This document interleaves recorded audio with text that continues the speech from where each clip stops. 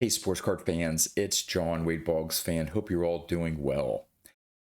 Pete from Pags and Pinstripes Baseball Podcast did a post on his channel and tagged a few YouTubers and wanted to get their thoughts and help on something that he is struggling with, and that is focus.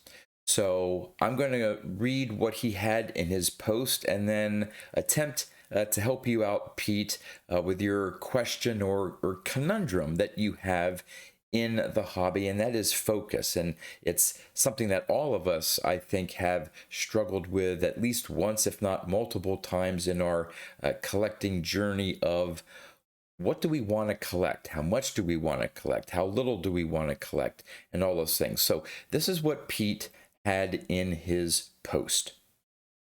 So I know the answer is always collect what you like, but for this post, it is not an option. As the brain trust of my YouTube content intake, I want to get your thoughts. I seem to be at a crossroad. My collection has no focus, although I try to focus. I buy collections, which includes all sports usually, and includes 90s era stuff. Some of it is not worth much, but I like stars, Hall of Famers, guys who made an impact in the game. Mostly love baseball, then football, then Jordan. I collect Jeter, Judge, Yankees, anything Yankees cards. I collect baseball stars and Hall of Famers, NFL Hall of Famers. Very few basketball Hall of Famers, Jordan, LeBron, Kobe, Magic, Bird. Hockey, very little.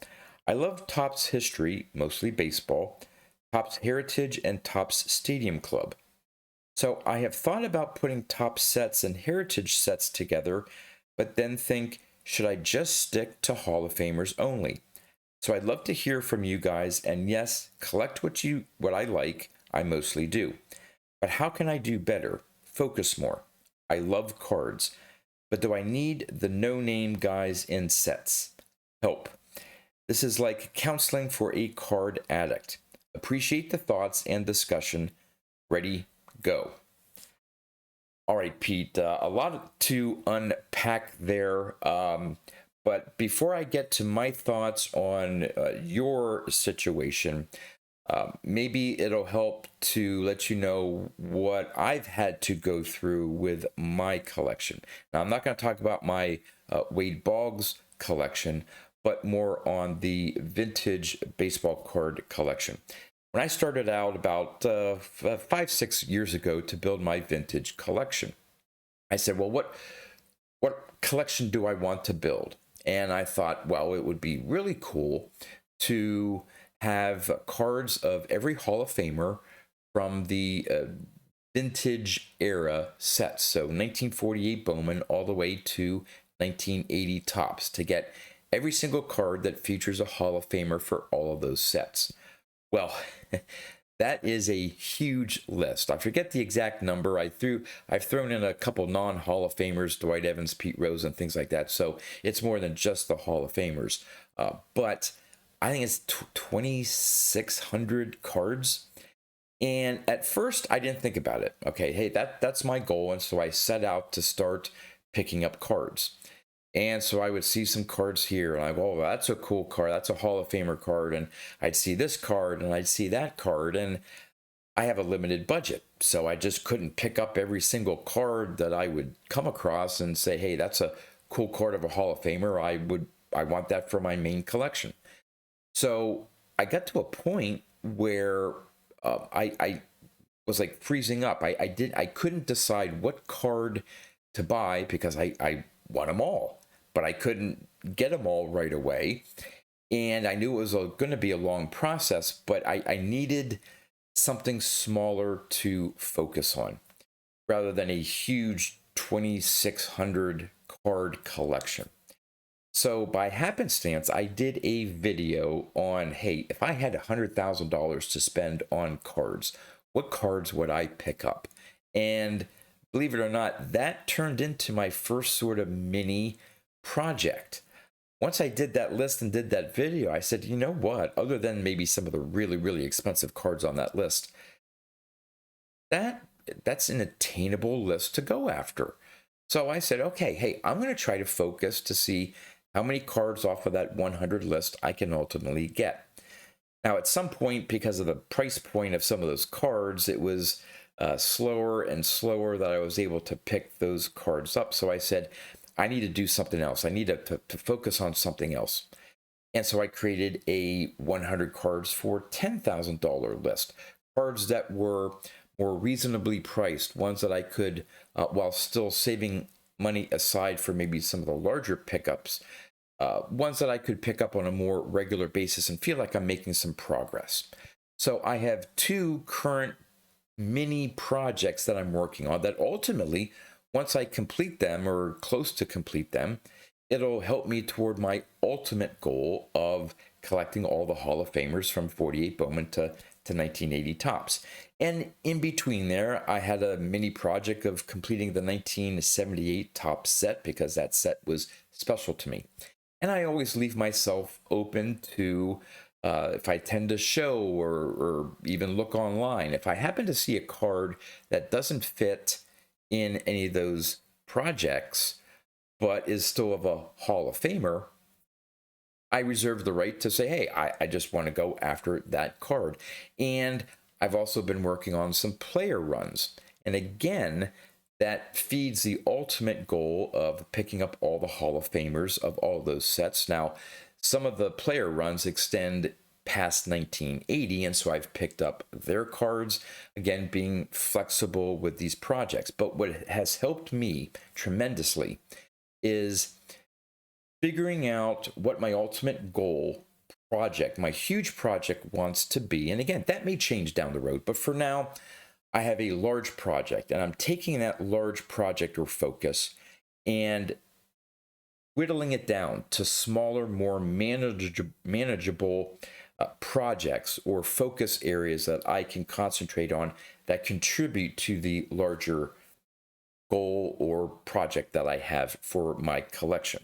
So let's get to your current situation. So you are, no offense, all over the place. You have multiple sports, teams, players, potentially complete sets that you're looking at doing. You like some 90s inserts. You didn't mention vintage, so I won't go down that route. It seems to be more of the modern cards or post-1980 cards. You have some players from the 1980s there for basketball and so on.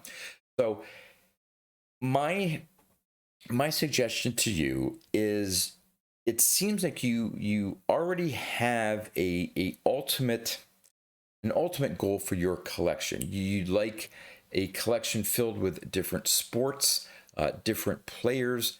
Yankees, of course, is another focus of yours, and potentially complete sets. So I would find a couple projects, and it may take some time to figure out what those little projects are. And you may start off and say, well, I whittled this down and here's 8 projects. Well, that's too much. And it very well could be, depending on your budget or whatever. So I equate that to when I went to college. I went to a liberal arts college and graduated from there. Now, when I went to college, I knew from the get-go what my major was going to be, what I was interested in studying and focusing on in college. But what was nice about a liberal arts college is that they make you take, no matter what if you right off the bat know what major you wanted to take, you still had to take certain elective courses. So I knew going in, I wanted to go for an economics major, but I still had to take a science class. I still had to take a language class. I still had to take a history class, a American literature class. So I had to take all these different subjects, at least one class per subject, okay, in order for me to graduate. And what that did for other students who started off as freshmen in college and may not have had a really good idea of what they wanted to major in, what they wanted to be, when they grew up, so or graduated from college. And so what they could do is they could start off by taking all these different electives. And by doing so, maybe there was something that clicked for them.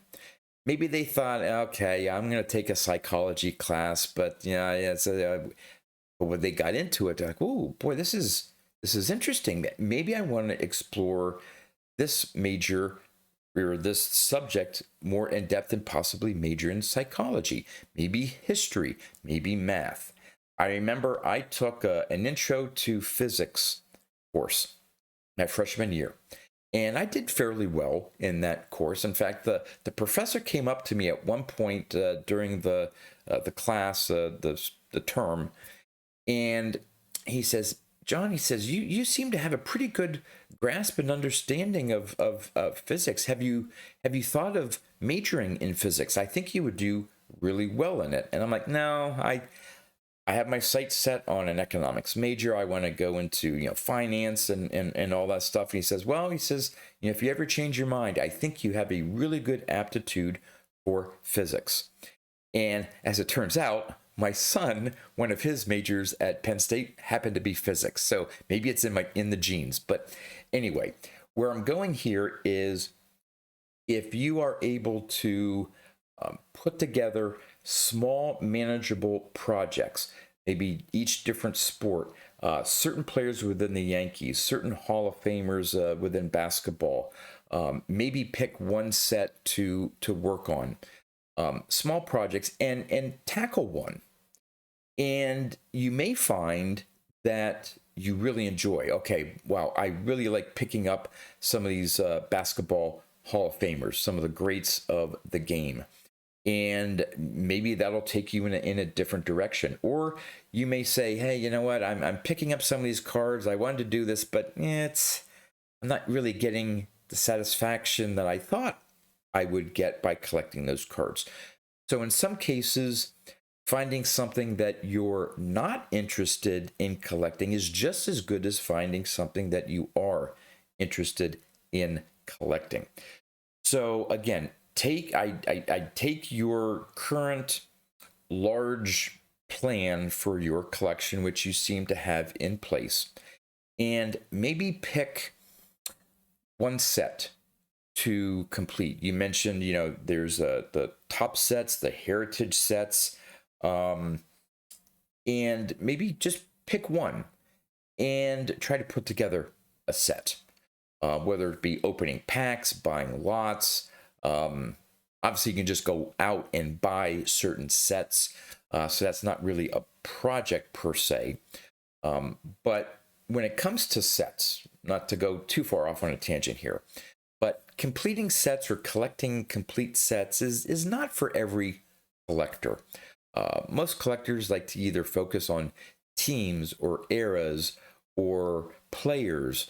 But what I like about complete sets, and it's not a huge portion of my collection, I don't really talk about it that much, but I do have a good number of complete sets.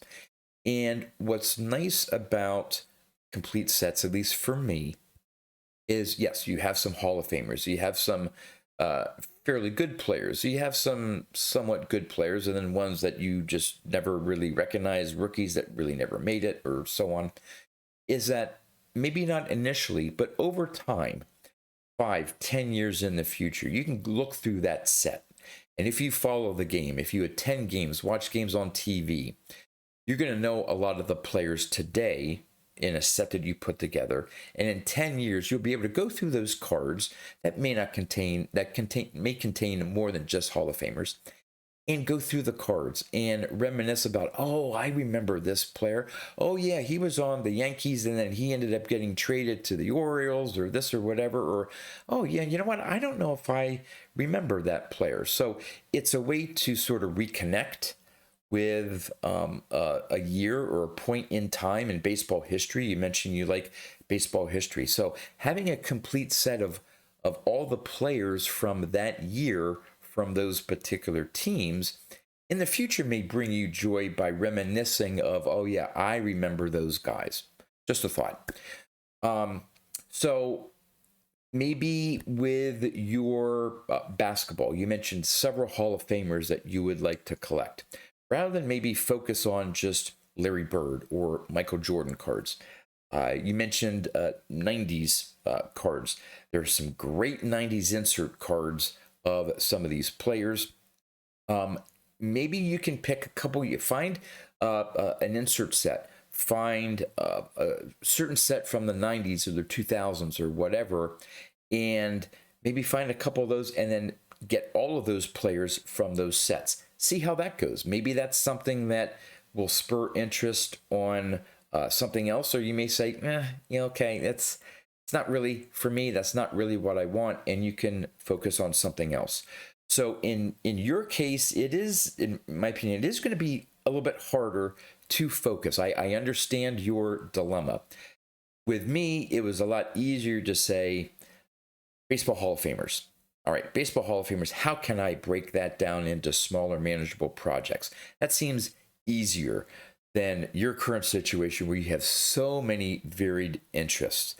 But my suggestion, and it's just my suggestion, I'm sure others have chimed in with their thoughts, and ultimately, like you said, collect what you like. That's the ultimate mantra that all of us collectors say.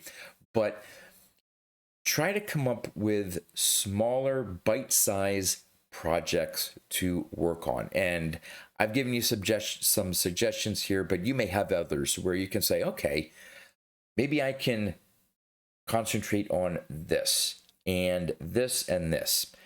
Take bite-sized chunks and see how that goes. You may, like I said, you may like it. You may say, no, that's not for me, which is just as good. And then you can refocus on something else. But ultimately, have fun with your collection. I think that doesn't need to be said, but enjoy your collection. Try to take bite-sized pieces of what your ultimate collection goal that you have envisioned for yourself. And again, be flexible. There's going to be changes in what you may enjoy now versus what you may enjoy doing in the future. So, Pete, thanks for bringing this up, tagging me in your post. I appreciate you wanting to know my thoughts. If there are any other of you, those out there that are watching this video, if you have some thoughts for Pete, either reach out to him directly through his channel. I'll have a link to his channel in the description of this video, or put in my comments that Pete could see about maybe your thoughts on what Pete could do to help him focus on certain areas of his collection and be able to really enjoy the hobby. So again, Pete, thank you for this great question, and I hope I was some help to you. And with that, that's all I have for you. So until next time, thanks for watching.